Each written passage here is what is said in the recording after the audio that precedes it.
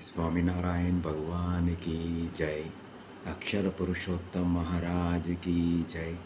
गुणातीतानंद स्वामी महाराज की जय।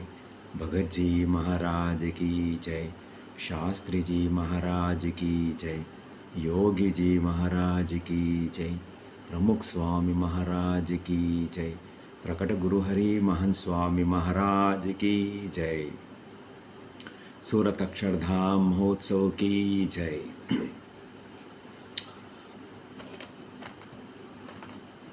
మనం ఉంటున్న ఈ బ్రహ్మాండంలో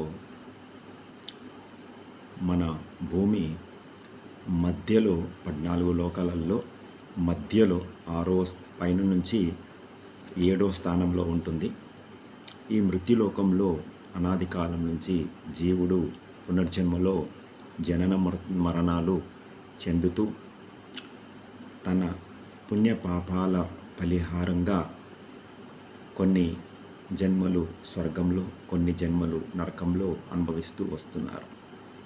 మన ఈ బ్రహ్మాండంలోని ఉన్న జీవరాశుల అదృష్టవశాత్తు అనుగ్రహ ప్రాప్తితో సాక్షాత్తు పరబ్రహ్మ అక్షరబ్రహ్మ సమేతంగా, అక్షరధామ సమేతంగా, 500 పరమహంసల సమేతంగా ఈ మనముంటున్న ఇప్పుడు బ్రహ్మాండం ఆయుష్ 50 సంవత్సరాలు, 51వ సంవత్సరంలోని ప్రథమ రోజులోని మిట్ట మధ్యాహ్నంలోని 28వ మహాయుగంలోని కలియుగంలో 1781వ సంవత్సరంలో అయోధ్య దగ్గర చెప్పయ్య గ్రామంలో జననం తీసుకొని రాత్రి 10 గంటల 10 నిమిషాలకి నవమి రోజు, శుక్లపక్ష నవమి రోజు మార్కండేయ ముని చేత ఘనశ్యాముడు హరికృష్ణ అన్న నామకరణతో 11 సంవత్సరాలు చెప్పయ్య గ్రామ అయోధ్య దగ్గర నుంచి 40 కిలోమీటర్ల దూరం ఉంటుంది. అక్కడ అద్భుతమైన లీలలు ప్రదర్శించి 11వ ఏట గృహత్యాగం చేసి అంతకుముందు తల్లిదండ్రులు ఇద్దరిని భక్తిమాత ధర్మదేవుడికి అక్షరధామంలో ఆశీర్వాద ప్రసాదం చేసి భారతదేశం అంతా 7 సంవత్సరాల 1 నెల 11 రోజులు 12,800 కిలోమీటర్లు కాలినడకన ప్రయాణం చేయడం జరుగుతుంది. ఆ సమయంలో తన పేరు నీలకంఠవర్ణిగా ఉండింది.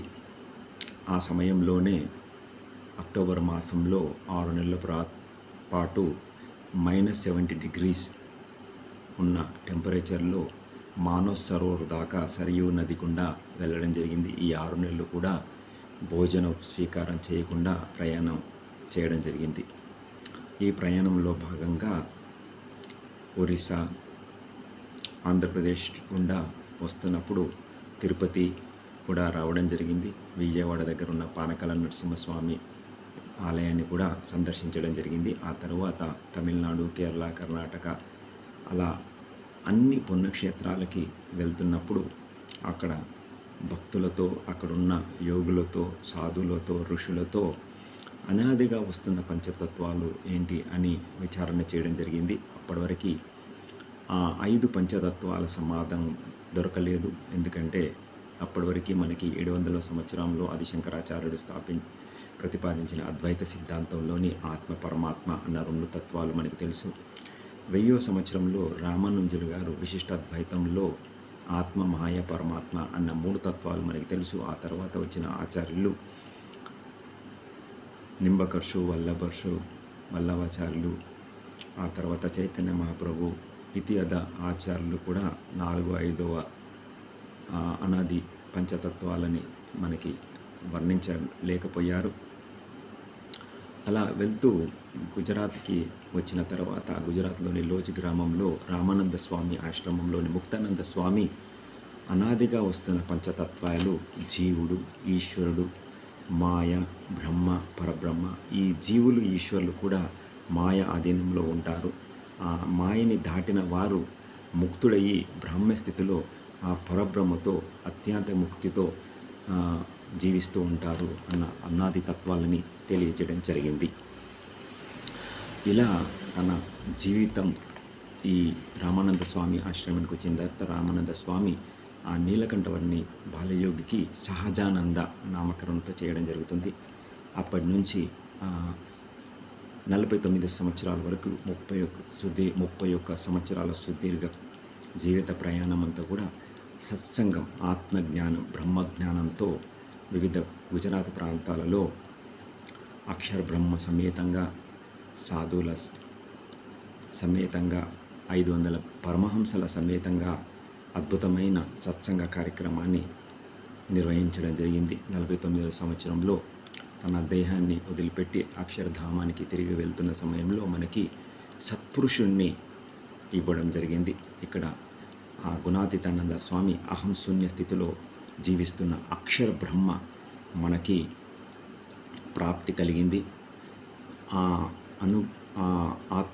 అక్షర బ్రహ్మ పరంపరలో మనకి గుణాతీతానంద స్వామి తర్వాత మనకి భగత్జీ మహారాజ్, శాస్త్రీజీ మహారాజ్, యోగిజీ మహారాజ్, ప్రముఖ్ స్వామి మహారాజ్, ఇప్పుడు ప్రకట గురుహరి మహాన్ స్వామి మహారాజ్ మనకి దర్శన భాగ్యం కలిగిస్తున్నారు. వీరందరూ కూడా తన జీవిత శైలి అంతా అహం శూన్య స్థితిలో మనకి దర్శనమిస్తుంటారు.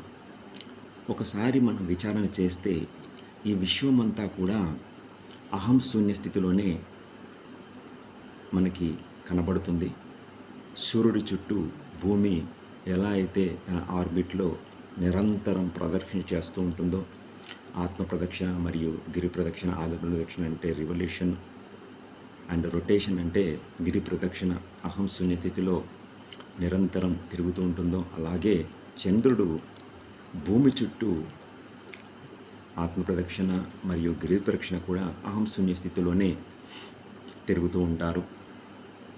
అలా ప్రతి ప్రాణి కూడా అహం శూన్య స్థితిలోనే బ్రహ్మ తయారు చేసిన 84 లక్షల శరీరాలలో ప్రయాణం చేస్తూ ఆజ్ఞ ఉపాసనతో జీవితం గడుపుతూ ఆ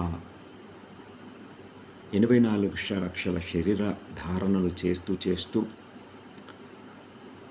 ఆ భగవంతుడు అనుగ్రహ ప్రాప్తితో మానవ శరీరం ధారణ చేయడం జరుగుతుంది. ఇక్కడ ఈ అహంతో మానవుడు తన స్వరూపాన్ని భగవంతుని ధామానికి అతి చెరువలో భగవంతుని ధామంకి గడప దగ్గరికి వచ్చిన స్థితిని గ్రహించక తిరిగి మళ్ళీ తన దేహాన్ని వదిలిపెట్టి ఆ ప్రక్రియలో మళ్ళీ ఆకాశం గుండా ఆ 84 లక్షల చక్రంలో తిరుగుతూ పునర్జన్మలో ఉండిపోతున్నారు. ఎవరైతే ఈ మానవ జన్మ ఇవన్నీ 84 లక్షల శరీరాలు ధారణ చేసి వచ్చారు అన్న మూల విషయం తెలుసుకుంటారో, ఏ జీవరాశి ఏ శరీరం నుంచి అయితే మానవుడి ప్రాప్తి అవుతుందో ఆ గుణాన్ని వదులుకొని మానవ శరీరము కేవలము భగవంతునికి 2 చేతులా జోడించి నిరంతరం కృతజ్ఞతా భావం తెలిపే కేవలం భక్తిని చేసే మన జీవితం అని తెలుసుకుంటారో వారు ఆ భగవంతుని దగ్గర ఇంకా నిరంతరం అత్యాంతిక ముక్తి పొంది శేష జీవితాన్ని గడుపుతున్నారు దివ్య శరీరంతో. అది తెలుసుకొని జీవుడు మళ్ళీ పునర్జన్మలోకి వెళ్ళిపోతున్నారు. మన ఇంటి నుంచి గుడికి ఎలా వస్తామో అలాగే ఈ 84 లక్షల శరీరాలు దాటి మానవ శరీరం వస్తున్నారు. ఎలా అయితే గుడి నుంచి మళ్ళీ మన ఇంటికి వెళ్ళిపోతామో ఆ మానవ శరీరానికి వచ్చిన జీవుడు అత్యాంతిక ముక్తి పొందక తిరిగి మళ్ళీ ఆ పంచభూతాలలోకి వెళ్ళిపోతున్నారు. ఎవరైతే అది గ్రహిస్తారో వారు ఇంకా ఆ భగవంతుని దగ్గరనే ఏకాంత సేవ చేసుకుంటూ ప్రియ భక్తుడిగా అహంశూన్య రీతిలో భగవంతునికి సేవ చేస్తూ అత్యంత ముక్తిని అనుభవిస్తూ ఉన్నారు. ఇది అనాదిగా జరుగుతున్న ప్రక్రియ. అది సాకార రూపంలో మనకి ఇప్పుడు ఈ బ్రహ్మాండంలో అక్షర బ్రహ్మ జీవితంలో అణువున దర్శనమిస్తుంది. ముందుగా గుణాతీతానంద స్వామి జీవితంలోకి ఒకసారి చూస్తే శ్రీజీ మహారాజు సహజానంద స్వామి సాక్షాత్తు పరబ్రహ్మ ఆజ్ఞగా ఈ గుణాతీతానంద స్వామి జునాగఢ్లో మందిరం కట్టించి అక్కడ 40 సంవత్సరాలు నిరంతరం రోజు 24 గంటలు సత్సంగం చేయించేవారన్నమాట.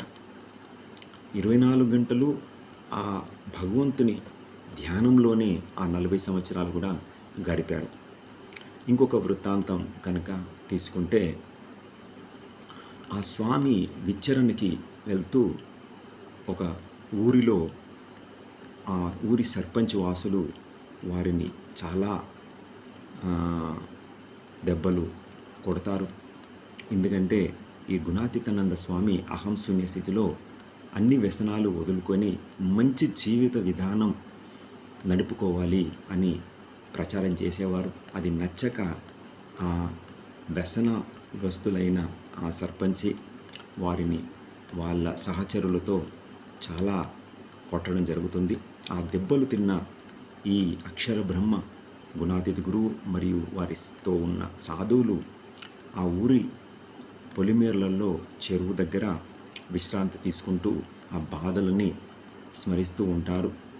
అక్కడ ఒక గోకాపరి దగ్గరికి వచ్చి, ఎవరు ఇంత మిమ్మల్ని, ఏ కసాయివాడు మిమ్మల్ని ఇలా కొట్టాడు అంటే, అప్పుడు ఆ గుణాతీతానంద స్వామి సాధువులు ఇలా ఈ ఊరి సర్పంచు ఇలా మమ్మల్ని కొట్టారు అంటే, అప్పుడు ఆ కాపరి నోటితో, అరే వాడికి ఏ పోయే కాలం వచ్చింది, వాడికి సంతానం కూడా లేదు కదా, మిమ్మల్ని ఎందుకు ఇంత హింసించారు అన్న ఒక మాట విని గుణాతీతానంద స్వామి ఇమ్మీడియట్గా ఉన్నట్టు ఆ సాధువులనంతా చెట్టు కిందికి రమ్మని ఆ సర్పంచ్కి ఒక మంచి బాలుడు జన్మని ఇవ్వాలి, ఒక సద్గుణాలు ఉన్న బాలుడిని జన్మ ఇవ్వాలి వాళ్ళ తల్లిదండ్రులు సర్పంచు తన సతీమణి అని చెప్పి స్వామినారాయణ ప్రార్థన, స్వామినారాయణ స్వామినారాయణ స్వామినారాయణని ధూన్ ప్రార్థన మొదలు పెడతారనమాట. ఈ విషయాన్ని ఆ గోకాపరి వెళ్ళి ఈ వృత్తాంతం అంతా ఆ సర్పంచ్కి తెలియజేయడం జరుగుతుంది. కొద్ది కాలానికి వారింట్లో ఒక అద్భుతమైన సద్గుణాలతో ఉన్న ఒక బాలుడు జననం తీసుకుంటాడు. అది ఆ వృత్తాంతాన్ని స్మరించుకుంటూ ఆ సర్పంచి ఈ గుణాతీతానంద స్వామిని వెతుక్కుంటూ వచ్చి వారి ఇంటికి ఆహ్వానించి అద్భుతంగా సత్కారాలు కూడా చేయడం జరుగుతుంది. ఆ బాలుడిని ఆ స్వామితోనే నామకరణ కూడా చేయించడం జరుగుతుందన్నమాట. ఇలా తన అక్షర బ్రహ్మ గురువులైన ఆ గుణాతీతానంద స్వామి తర్వాత వచ్చిన భగత్ మహారాజ్ జీవిత చరిత్రలో కూడా చూస్తే అహం శూన్య స్థితిలో వారు కూడా జీవించేవారు. ఒకసారి ఆ గుణాతీతానంద స్వామి తన సాధులని ఈ భగత్ మహారాజ్ని నిద్రలేపి తన దగ్గరికి రమ్మని తెలియజేస్తారు. ఆ సాధువులు ఆ భగత్ మహారాజ్ దగ్గరికి వెళ్ళి, భగత్ మహారాజ్ లేవండి, గుణాతీతానంద స్వామి పిలుస్తున్నారు అంటే వారు లేచేవారు కాదు. అయితే వచ్చి మళ్ళీ ఈ అక్షర బ్రహ్మతో, భగత్ మహారాజ్ లేవట్లేదు స్వామి అని అంటే, సరే ఇప్పుడు వెళ్ళి గుణాతీత్ లేవు అని అనుమని చెప్తారనమాట. అక్కడికి వెళ్ళి గుణాతీత్ స్వామి లేవుమంటే ఇమ్మీడియట్గా లేచి తన అక్షర బ్రహ్మ దగ్గర రావడం జరుగుతుందన్నమాట. అలా వారు అహం శూన్య స్థితిలో గుణాతీతానంద స్వామి రీతిలోనే వారి జీవితం కూడా గడిపేవారు. గుణాతీతానంద స్వామి అంటే 3 శరీరాలు, స్థూల శరీరం, సూక్ష్మ శరీరం, కారణ శరీరం. స్థూల శరీరం అంటే మనకు బాహ్యంగా కనబడేది, సూక్ష్మ శరీరం అంటే మనసు, బుద్ధి, చిత్తం, అహంకారము, కారణ శరీరం అంటే మన కోరికలు. ఈ 3 కూడా తనవి కావు అని చెప్పి వారు కేవలము పరబ్రహ్మ ధ్యానంలోనే ఉండేవారు అన్నమాట. అలా ఒకసారి, అంతేకాకుండా ఈ 3 శరీరాలు కాకుండా రజోగుణం, తమోగుణం, సాత్విగుణం కూడా తనది కాదు అని జీవించేవాళ్ళు. అంతేకాకుండా మనకిప్పుడు జాగృత అవస్థ, నిద్రావస్థ, సుష్ఠిత అవస్థ కూడా నాది కాదు అన్న రీతిలో వారు జీవించేవాళ్ళు. ఈ 9 కాదన్న వారే గుణాతీత గురువులు అనమాట. ఒకసారి ఈ అక్షర బ్రహ్మ ఈ ప్రాగ్జీ మహారాజ్కి, భగత్ మహారాజ్ని గిర్నర్ పర్వతాలను పిలుచుకురమ్మని తెలియజేయడం జరుగుతుందన్నమాట. ఆ మాట వినంగానే ఈ గుణాతీత గురువు అక్కడ చెప్పగానే భగత్ మహారాజ్ గిర్నర్ పర్వతాల దగ్గరికి వెళ్ళి, గిర్నర్ పర్వతాలు రండి, మా గురువుగారు పిలుస్తున్నారు అని పర్వతాల ముందు నిలబడి వారు ఆహ్వానించేవారు అన్నమాట. అసలు ఎంత అహంశూన్య రీతిలో లేకపోతే ఒక గిర్నర్ పర్వతాలు పిలవంగానే వస్తాయి అన్న ఆజ్ఞని, ఆ గురువుగారి ఆజ్ఞని పాటించి వారు రావడం చాలా అమోఘం. ఆ తదనంతరంగా భగత్జీ మహారాజ్ తర్వాత శాస్త్రీజీ మహారాజు ఈ గుణాతీత గురువు అక్షర బ్రహ్మ పరబ్రహ్మ ఇద్దరిని మూర్తిమాన్ చేయాలి, ఇది చాలా అద్భుతమైన యోగము, ఈ బ్రహ్మాండంలో ఇప్పటివరకు ఆదిశంకరాచార్యులు ప్రస్తావించిన ఆత్మ పరమాత్మ, ఆ తర్వాత రామానుజులు విశిష్ట అద్వైతంలో ప్రతిపాదించిన ఆత్మ మాయ పరమాత్మ, ఇప్పుడు మనకి శ్రీజీ మహారాజ్ ప్రతిపాదించిన జీవుడు ఈశ్వరుడు మాయ బ్రహ్మ పరబ్రహ్మలో అణువున కూడా ఈ అహంశూన్య అక్షర బ్రహ్మ రోలు విశిష్టతంగా ఉంది. ఈ అక్షర బ్రహ్మని మూర్తిమాన్ చేయాలి పరబ్రహ్మతో పాటు అని బొచ్చాసన్ నివాసి అక్షర పురుషోత్తమ స్వామినారాయణ సంస్థని ఏర్పాటు చేసి బిఏపిఎస్ సంస్థని, అందులో ఈ అక్షర బ్రహ్మ పరబ్రహ్మ మూర్తులను కూడా స్థాపించడం జరిగింది. ప్రప్రథమంగా మన బ్రహ్మాండంలో ఆ మూర్తిమాన్ అవ్వడము ఆత్మ పరమాత్మ స్వరూపులైన అక్షర బ్రహ్మ పరబ్రహ్మ, అక్షర బ్రహ్మ పరబ్రహ్మకి నిస్వార్థ సేవకుడుగా మన శాస్త్రాలు తెలుపుతున్నాయి. ఇదే భగవద్గీతలో 8వ అధ్యాయంలో కూడా శ్రీకృష్ణుడు అర్జునుడికి 8వ అధ్యాయంలో అక్షర బ్రహ్మని ఇంట్రడ్యూస్ చేసి ఆ అహం శూన్య స్థితికి సమాధి స్థితికి తీసుకొచ్చిన తర్వాతనే అర్జునుడి చేత యుద్ధం కూడా జరిపించడం జరుగుతుంది. ఇప్పుడు మన పిల్లలకి చిన్నతనంలో మనం ఏదైనా పని చెప్పామనుకోండి, వారు ఇమ్మీడియట్గా అహం శూన్య స్థితిలో వారు పని చేసి పెట్టేస్తారు. కానీ వారు పెద్దగైన తర్వాత అదే పనిని వాళ్ళకి చెప్తే వాళ్ళు చెయ్యరు, ఎందుకంటే వాళ్ళల్లో అహం పెరుగుతుందనమాట. అహంతో ఉన్న వాళ్ళ ఎవరితోనూ మనం కావలసిన పని చేయించలేము. అలాగే మన భక్తులం అందరం కూడా మన జీవులము అహంశూన్యం అయినప్పుడు మాత్రమే ఆ భగవంతుడు చెప్పిన కార్యము చెప్పింది చెప్పినట్టు మనం చేయగలం అన్నమాట. అది చేరిన వాళ్ళు అత్యాంతిక ముక్తితో ఆ భగవంతునితోనే శేష జీవితాన్ని దివ్య శరీరంతో ఇంకా జడ పదార్థం ప్రాప్తి కాకుండా జీవించడం జరుగుతుందని మన వేదాలు ఉపనిషత్తులు అన్నీ కూడా ఘోషిస్తున్నాయి. ఈ భగత్జీ మహారాజ్ తర్వాత శాస్త్రీజీ మహారాజ్ తర్వాత యోగీజీ మహారాజ్ జీవితంలో కూడా అహంశూన్య స్థితితోనే తన జీవితం అంతా కూడా గడపడం జరిగింది. శాస్త్రీజీ మహారాజు ఎప్పుడైతే ఈ బొచ్చాసనంలో గుడిని కట్టడం మొదలుపెట్టారో, మందిరాన్ని కట్టడం మొదలుపెట్టారో, యోగీజీ మహారాజ్కి ఆజ్ఞగా తాను రోజు కూడా అక్కడ కార్మికులకి ఉదయాన్నే భోజన ప్రసాదాలు సమకూర్చాలి అన్న ఒక మాటకి కట్టుబడి ఉదయాన్నే 2 గంటలకు లేచి ఊరూరా తిరిగి పొద్దున 6 గంటలకల్లా ఆ భిక్షన్ని తీసుకొచ్చి భోజన ప్రసాదాలన్నీ అల్పాహారాలన్నీ తయారు చేసి అక్కడున్న కార్మికులకి భోజనం తినిపించి మళ్ళీ ఆ పాత్రలన్నీ కూడా కడిగేసేవారు అన్నమాట. ఇలా చాలా సంవత్సరాలు వారు ఈ ఆజ్ఞ ఉపాసనలో ఉన్నందుకు అహంశూన్య స్థితిలో వారు జీవించడం జరిగిందనమాట. తదనంతరం వచ్చిన ప్రముఖ్ స్వామి గారి జీవితంలో అయితే మనకి అడుగడుగునా కూడా అహంశూన్య స్థితియే మనకి కనబడుతుంది. అహం అంటే మన ఐడెంటిటీ. మన ప్రతి వారం కూడా నా పేరు ఇది, పలానా ఊరి వాళ్ళము, పలానా గోత్ర వాళ్ళము, పలానా ఇంటి వాళ్ళము, పలానా రాష్ట్రం వాళ్ళము, పలానా దేశం వాళ్ళము అని మామూలుగానే మనము లౌకికంగా చెప్పుకుంటూ ఉంటాం. కానీ అక్షర బ్రహ్మ మాత్రము తన పేరుని ఎక్కడా కూడా తెలియనేరనమాట. అదే అహం శూన్య స్థితిలో, అంటే భగవంతునికి ప్రియ నిస్వార్థ సేవకుడి జీవితం వారు జీవిస్తూ ఉంటారనమాట. ఇలా జీవించిన వారి అడుగడుగునా కూడా మనకి అక్షర బ్రహ్మ జీవితంలో మనకి దర్శనం కలిగిస్తూ ఉంటారు. అనేక విధాలుగా కూడా ఏ కోణం నుంచి చూసినా కూడా వీరి జీవితం అంతా అహంశూన్య స్థితిలోనే గడుస్తూ ఉంటుందన్నమాట. ఇలా ప్రముఖ్ స్వామి జీవితంలో కనుక చూస్తే 1952 సంవత్సరంలో ముంబైలో వారు సాధువులకి ఒక కార్యక్రమాన్ని నిర్దేశిస్తారు. ఆ సంత్ సభలో వారు అందరి భక్తులను కూడా అక్కడికి ఆహ్వానిస్తారు. అందులో ఒక 50 మంది భక్తులు కూడా ఆ కార్యక్రమంలో పాల్గొంటారు. వారికి అందరికీ కూడా భోజన వసతి అన్నీ కూడా ఏర్పాటు చేయడం జరుగుతుంది. ప్రముఖ్ స్వామి గారు ఆ ప్రోగ్రాంలో పాల్గొన్న భక్తుల భోజన స్వీకార సమయాన వారు అక్కడికి విచ్చేస్తారు. అక్కడ వచ్చిన తర్వాత వారికి కనబడింది ఏంటంటే వారికి భోజన ప్రసాదాలు వడ్డించేవారు తక్కువ సాధువులు ఉన్నారు అన్న విషయం గ్రహిస్తారు.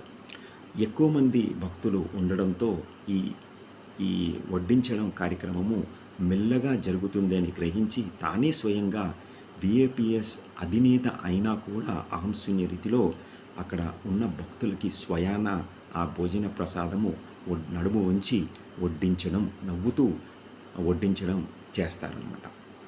అలా అహంశూన్య స్థితిలో వారు నిరంతరం ఏ పని చెయ్యను, ఆ పని చేస్తాను అన్నది లెక్క పెట్టకుండా ప్రతి పని అంతే ఆనందంగా వారు నిర్వహించేవారు అన్నమాట. ఇలా 1971 సంవత్సరంలో కూడా వారు ఒకసారి ఈ భక్తుల కార్యక్రమంలో సారంగపూర్కి రావడం జరుగుతుంది. సారంగపూర్లో ఆ ప్రముఖ్ స్వామి గారు ఏ రూమ్లో బస చేస్తారో ఆ రూమ్కి అతి దగ్గరలోనే పక్క రూమ్లోనే ఇద్దరు ప్రియ భక్తులకి బస దొరుకుతుందన్నమాట. ఆ ప్రియ భక్తులు ఈ ప్రముఖ్ స్వామి గారి జీవితంలో ఏదన్నా ఒక స్మారక, ఒక గుర్తింపుగా ఏదన్నా ఒక వస్తువు తన దగ్గరికి మనం దాచిపెట్టుకుందాము వాళ్ళు వాడిన తర్వాత అని ఆలోచిస్తారు. ఉదయాన్నే ప్రముఖ్ స్వామి గారు తన దంతాలని ఈ వేప పుల్లతో తోమడం జరుగుతుంది. ఆ పుల్లని తోమిన తర్వాత పక్కకు పెట్టి స్నానాది కార్యక్రమాలకు వెళ్ళినప్పుడు ఈ ప్రియ భక్తులు ఆ వేప పుల్లని స్మారకంగా వారు తన దగ్గర ఉంచుకుంటారు. ఈ విషయం చూసిన సాధువులు ప్రముఖ్ స్వామి గారికి ఆ విషయం తెలియజేస్తారు. అప్పుడు ప్రముఖ్ స్వామి గారు దానికి విలువ ఇవ్వకుండా అది తీసి బయట పారేయని ఆ భక్తులకి తెలియజేయడం జరుగుతుంది. భక్తులకేమో అది ఒక సోవినర్ లాగా వాళ్ళు భావించారు. కానీ ప్రముఖ్ స్వామి గారు ఒక కర్రముక్కలాగా దాన్ని వర్ణిస్తారనమాట. దాని విలువ ఒక కర్రముక్కతో చేస్తారనమాట. అలాంటి అహంశూన్యం స్థితిలో జీవిస్తూ ఉండేవారు ప్రముఖ్ స్వామి గారు. ఒకసారి బిఏపిఎస్ అధినేత అయిన తర్వాత కూడా వారు నిరంతరం ఊరు తిరుగుతూ అహంశూన్య స్థితిలో భిక్షానికి భిక్షాందేహి అని ఊర కూడా భిక్షమెత్తేవారనమాట. ఆ భిక్షమెత్తేటప్పుడు కొంతమంది భిక్షం చాలా మర్యాదగా ప్రసాదాన్ని ఇచ్చేవారు, కొంతమంది తిట్టుకుంటూ కూడా ఆ భిక్షం వేసేవారు. కానీ ప్రముఖ్ స్వామి గారు వేసిన వాళ్ళ దగ్గర, వెయ్యని వాళ్ళ దగ్గర కూడా ఆనంద స్వరూపంగానే తను దర్శనం వాళ్ళకి ఇచ్చేవారనమాట. 1982 సంవత్సరంలో లండన్లోని హీత్రో ఎయిర్పోర్ట్లో అక్కడ దాదూభాయ్ పటేల్ తనని ఆహ్వానించనీకి రోల్స్ రాయ్స్ వెహికల్ని, కార్ని ఎయిర్పోర్ట్లోకి తీసుకురావడం జరుగుతుంది. అయితే వారు అందరూ ఆ కారులో కూర్చున్న తర్వాత ఇంకొక హరిభక్తుడికి స్థానం ఇవ్వాలి అన్నమాట. అయితే అందరూ సాధువులు మరి ఈ హరిభక్తుని ఎక్కడ కూర్చుని పెట్టాలని ఒకరి ముఖం ఒకరు చూసుకున్నప్పుడు ఈ ప్రముఖ్ స్వామి గారు తాను స్వయాన బిఏపిఎస్ అధినేత అయినా కూడా తాను ముందు సీట్లో కూర్చున్న స్థితిని తాను అక్కడ గేర్ బాక్స్ దగ్గరికి జరిగి చాలా ఒత్తుకొని కూర్చొని తన పక్కనున్న స్థానాన్ని క్రియేట్ చేసి ఆ హరిభక్తుల్ని తన పక్కనే కూర్చున్నామని చెప్పారనమాట. తాను స్వయంగా ఒక అధిపతి, ఆయన తలుచుకుంటే ఆయన స్వయాన చాలా సుఖంగా కూర్చోవచ్చు. అయినా కూడా హరిభక్తుడి జీవితం ముఖ్యము, వారికి స్థానం ఇవ్వడం ముఖ్యమని చెప్పి తాను కష్టపడినా కూడా, తనకి కష్టమైనా కూడా హరిభక్తుడికి స్థానం ఇవ్వడం జరిగిందనమాట. ఇలా 2010 సంవత్సరంలో ఎలికాన్ ఇండస్ట్రీస్ అధినేత ప్రయాస్ సిన్ భాయ్ వచ్చేసి ఒక రిసార్ట్లో, మధువన్ రిసార్ట్లో 6 రోజుల సత్సంగ సభని ఏర్పాటు చేయడం జరుగుతుంది. ఈ 6 రోజుల సభకి చాలామంది హరిభక్తులు వస్తారు. వారు కారులో, వెహికల్లో వచ్చి కొంత అస్తవ్యస్తంగా పార్కింగ్ చేయడం జరుగుతుంది. అయితే ఈ అస్తవ్యస్త పార్కింగ్ని చూసి యజమాని ఈ ప్రయాస్ విన్ భాయి అక్కడున్న సెక్యూరిటీ గార్డ్ని కొంచెం తిట్టి అక్కడి నుంచి మీరు సరిగ్గా ఆ విధిని నిర్వహిస్తలేరు అని చెప్పి వారిని అక్కడి నుంచి ఉద్యోగం నుంచి తీసివేయడం జరుగుతుందన్నమాట. అప్పుడు ప్రముఖ స్వామి మహారాజు ఆ యజమాని దగ్గరికి వెళ్ళి వారిని ఏమీ అనకండి, మా భక్తుల చేత చిన్న చిన్న పొరపాట్లు జరిగాయి అని చెప్పి ఆ సెక్యూరిటీ గార్డ్ని తిరిగి ఉద్యోగంలో నియమించుకోండి అని చాలా విన్నపంగా ఆ యజమానికి తెలియజేయడం జరుగుతుందన్నమాట. వారు ఏ స్థితిలో కూడా ఏ భక్తుడికి ఎలాంటి అపకారము ఎలాంటి దుఃఖము కలగకుండా క్షమాపణలు చెప్పవలసిన పరిస్థితి వచ్చినా కూడా వారు నిర్మూఢంగా చెప్పేవారనమాట. అది వారి జీవిత శైలి. 1985 సంవత్సరంలో అహ్మదాబాద్లో గుణాతీతానంద స్వామి ద్విదశాబ్ది మహోత్సవాలు జరుగుతున్నాయి.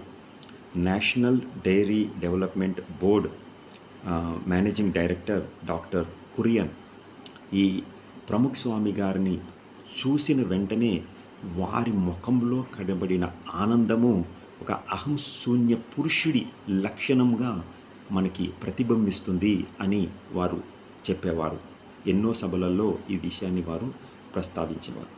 ఈ స్వామి ఈ స్థితిని మనము వీరి జీవితంలోనే కాక వారి తదునంతరము ఆ అక్షర బ్రహ్మ ఇప్పుడు ప్రకట గురుహరి మహన్ స్వామి గారి జీవిత పుటల్లోకి మనం చూసినా కూడా మహన్ స్వామి గారి జీవితము అన్ని వేళల్లో కూడా అహంశూన్య స్థితిలోనే మనకి దర్శనం లభ్యం అవుతుందన్నమాట. 20 జూలై 2012లో ప్రముఖ స్వామి గారు ఒక పత్రం రాసి ఆ పత్రంలో ఈ గురు పదాన్ని మహన్ స్వామి గారికి ఇవ్వనున్నట్టు వాళ్ళని ఆ స్వామిని ప్రతిపాదించడం జరుగుతుంది. అప్పుడు ఆ సాధు సంతులు ఆ స్వామికి శుభాభివందనాలు తెలియచేస్తుంటే ఆ మహాన్ స్వామి గారు స్వామినారాయణ భగవాన్ ఈ కార్యక్రమాలన్నీ చేస్తుంటాడు, నా ప్రమేయం ఏమీ లేదు, నేను కేవలము ఒక సాధువు ఒక సేవకుణ్ణి భగవంతుని సేవకుణ్ణి అనే మాటని వారు తెలియజేయడం జరిగింది. అహంభావం లేని స్థితిని వారు తెలియజేయడం జరిగింది. అయితే ఈ మనకి 2022లో మనకి 14 డిసెంబర్ 2022 నుంచి 14 జనవరి 2023 వరకు 600 ఎకరాలలో మనకి PSM 100 ప్రముఖ స్వామి శతాబ్ది ఉత్సవాలు కూడా అహ్మదాబాద్లో ఈ మహాన్ స్వామి గారు ప్రముఖ స్వామి శతాబ్ది ఉత్సవాలు నిర్వహించారు. ఆంధ్ర తెలంగాణ రాష్ట్రాల నుంచి కూడా అనేక మంది భక్తులు అక్కడికి వెళ్ళడం జరిగింది. ఆ 600 ఎకరాలు కూడా ఎడారి భూమి అన్నమాట, అంత ముళ్ళ కంపలతో ఉండేదన్నమాట. దాన్నంతా కూడా సాధువులతో 80,000 మంది కార్యకర్తలతో అదంతా కూడా ఎంతో అద్భుతమైన ప్రాంగణంగా తయారు చేసి ఈ నెల రోజుల పాటు PSM 100 ఉత్సవాలని రోజుకి 4 నుంచి 5 లక్షల దర్శనాదులు ఆయా 59 దేశాల నుంచి వచ్చారు. ఇక్కడ నుంచి వెళ్ళిన భక్తులకి వివిధ దేశాల నుంచి వచ్చిన భక్తులకి కూడా వసతి సౌకర్యాలు అన్నపాన సౌకర్యాలు అన్నీ కూడా ఏర్పాటు చేయడం జరిగింది. అసలు ఎట్లాంటి తొక్కిసలాట ఎట్లాంటి కూడా అస్వస్థ కలగకుండా వారి ఆ కార్యక్రమాన్ని నిర్వహించడం జరిగిందనమాట. ఆ 600 ఎకరాలలో సమస్తం చూసుకుంటే చీమకాలంత స్థలంలో కూడా ఆ మహాన్ స్వామి గారు తన పేరు ఎక్కడ కూడా తెలియచేయకుండా ఆ కార్యక్రమాన్ని కేవలము గురు పదంతోనే గురు దృశ్యంతోనే గురునామస్మరణతోనే ఆ కార్యక్రమం అంతా చేశారనమాట. ఆ అహంశూన్య స్థితి ఉంది కాబట్టే 600 ఎకరాలలో రోజుకి 4 లక్షల నుంచి 5 లక్షల దర్శనార్థులు వచ్చిన ఆ అద్భుతమైన కార్యక్రమాన్ని చేసినందుకు 59 దేశాల అధినేతలు ఈ మహాన్ స్వామి గారిని అహంశూన్య స్థితి గురువు అని అందరూ ఏకధాటిగా తెలియజేయడం జరిగిందనమాట. మనం చిన్న కార్యము ఒక బర్త్డేనో ఒక పెళ్ళో ఒక ఎంగేజ్మెంటో ఇలా ఏ ఒక్క చిన్న కార్యం చేసినా కూడా మన పేరుని ఎంతో భారీగా ప్రకటన చేసుకుంటూ ఉంటాం. చిన్న అన్నదానం కార్యక్రమం చేసినా కూడా, ఎందుకంటే అహంతో మనం ఆ కార్యక్రమం చేస్తాం. కానీ ఈ అహం శూన్య గురువుని మనము దర్శించుకుంటే మన జీవితం కూడా ఆ అహం శూన్య స్థితికి చేరుకునేది సత్యము. అందుకే ఇప్పుడు ప్రస్తుత ప్రకట గురుహరి మహాన్ స్వామి గారిని దుబాయ్లోని షేక్ కూడా చూసి ఆయన ఆ దివ్య సాకార రూపాన్ని చేసి దుబాయ్లో పోయిన సంవత్సరం ఫిబ్రవరి 2024లో కూడా అక్షరధామ నిర్మాణానికి ఆహ్వానం పలికి స్థలం ఇచ్చి అద్భుతమైన మందిరానికి స్థాపన చేయించడం కూడా జరిగింది. అబ్దుల్ కలాము మనకందరికీ సుపరిచితమే. సెక్యూరిటీ ఇట్లా మన భారతదేశానికి సైంటిఫిక్ అడ్వైజర్గా కూడా వారు పనిచేశారు. ప్రెసిడెంట్గా కూడా మనకి సేవలు అందించారు. ఈ అబ్దుల్ కలాం గారు ప్రముఖ్ స్వామి గారిని ఫస్ట్ టైం దర్శించుకున్నప్పుడు ఆ స్వామి తో తన దర్శనం ట్రాన్సెండెన్స్ అనే తన ఆఖరి బుక్లో ఏం వర్ణించారంటే, ప్రముఖ్ స్వామి గారు తనని అంటే అబ్దుల్ కలాంని ఒక భగవంతుని ఆర్బిట్లో తనని పెట్టారు. ఈ గురువు గారు నన్ను భగవంతుని ఆర్బిట్లో నన్ను స్థాపన చేశారు అని ఆ ట్రాన్సెండెన్స్ అనే బుక్లో అద్భుతంగా వర్ణించడం జరిగింది. అంత అధినేత అయిన సైంటిఫిక్ అడ్వైజర్ కూడా ప్రముఖ్ స్వామి గారి దగ్గరికి వెళ్ళినప్పుడు ఎంతో విన్నపంగా కింద కూర్చొని తనతో విచారణ చేస్తుండేవారు. ఇలా మనకిప్పుడు ప్రస్తుత ప్రకట గురుహరి మహాన్ స్వామి గారు కార్యకర్త అన్న ఒక పోస్టు 50 సంవత్సరాలు ముందు క్రియేట్ చేసి క్రితం సంవత్సరము డిసెంబర్ 7న అహ్మదాబాద్లో నరేంద్ర మోడీ స్టేడియంలో 1,00,000 కార్యకర్తలని ఆహ్వానించి గోల్డెన్ జూబ్లీ సువర్ణ ఉత్సవాలు కూడా జరిపించారు. చూడండి, ఒక కార్యకర్త అంటే ఒక చిన్న సేవకుడు, ఒక చిన్న వాలంటీర్ సేవ చేస్తున్న బిఏపిఎస్ సంస్థలో ఒక చిన్న సేవకుడు. అలాంటి సేవకుడు కూడా మర్యాద ఇచ్చి ప్రపంచ దేశాల నుంచి 1,00,000 మంది కార్యకర్తలని అక్కడికి ఇన్వైట్ చేసి 50 సంవత్సరాలు ఆ కార్యకర్త పోస్ట్ క్రియేట్ చేసినందుకు, కంప్లీట్ అయినందుకు సువర్ణ ఉత్సవాలు జరిపించి ఆ 1,00,000 మంది కార్యకర్తలకి ప్రతి ఒక్క కార్యకర్తకి తాను మిఠాయి స్వీటు తినిపించాలి అన్న ఒక అద్భుతమైన సంకల్పన చేసి ఆ రోజు 7 డిసెంబర్ 2024 రోజు ఉదయం 8 గంటలకి ఆ సంకల్పం చేస్తే సాధువులు 1 గంటకి ఈ కార్యకర్తలంతా ఆ స్టేడియం లోపలికి వెళ్ళేటప్పుడు ఎంట్రన్స్ దగ్గర ప్రతి ఒక్క కార్యకర్తకి చాక్లెట్ ఒలిచి నోట్లో తినిపించడం జరిగింది. ఇది వారు ఒక కార్యకర్తకి ఇచ్చిన మర్యాద, ఒక సత్కారం.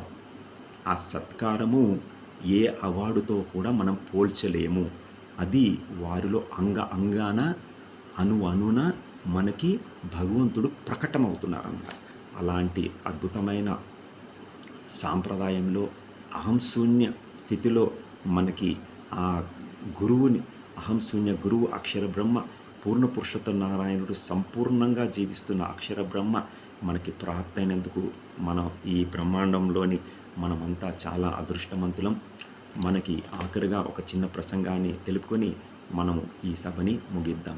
మనకందరికీ సుపరిచితమైన శ్లోకము గురుర్ బ్రహ్మ గురుర్ విష్ణు గురుదేవో మహేశ్వర గురు సాక్షాత్ పరబ్రహ్మ.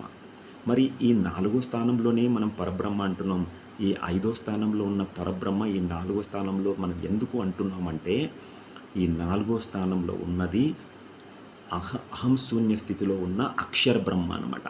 ఈ అక్షర బ్రహ్మ అహం శూన్య స్థితిలో ఉంటారు కాబట్టి తనకి పరబ్రహ్మ స్థానము ఇవ్వడం జరిగింది.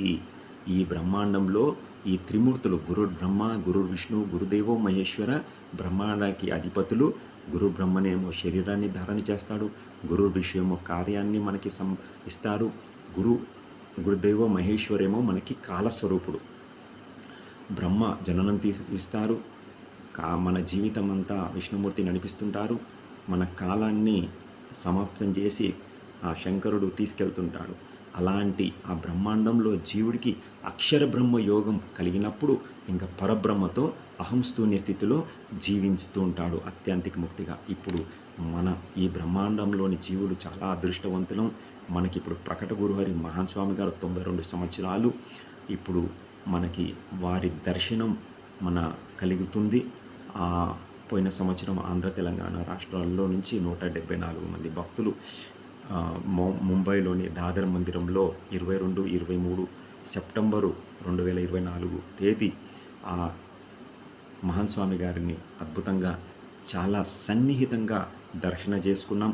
మనమంతా చాలా ఆనందదాయకమైన జీవితం గడపాలని, అంతేకాకుండా ఆ ప్రకట గురు హరి మహాన్ స్వామి గారు తన ఆరోగ్యం బాగుంచుకోవాలని, తన దగ్గర ఉన్న సద్గురుల ఆరోగ్యం బాగుంచాలని, తన దగ్గర ఉన్న సాధుల ఆరోగ్యం బాగుంచాలి, తన దగ్గరకు వచ్చిన ప్రతి భక్తుడు ఆరోగ్యం బాగుంచాలని, తన దగ్గరకు వచ్చిన ప్రతి భక్తుడు మన సంకల్పాలన్నీ కూడా సంపూర్ణంగా సంపూర్ణమయ్యేటట్టు ఆశీర్వదించాలని, ఆంధ్ర తెలంగాణ రాష్ట్రంలోని ఈ బ్రహ్మ విద్యతో కూడుకున్న సత్సంగము అతి విశిష్టంగా జరగాలని, ప్రతి ఒక్కరి జీవితంలో ఆత్మజ్ఞానం సంపూర్ణంగా కలగాలని ఆ ప్రకట గురుహరి మహాన్ స్వామి గారిని మనస్ఫూర్తిగా కోరుకుంటూ ఈ సత్సంగాన్ని ఇంతటితో ముగిస్తున్నాం. శ్రీ స్వామినారాయణ భగవానికి జై.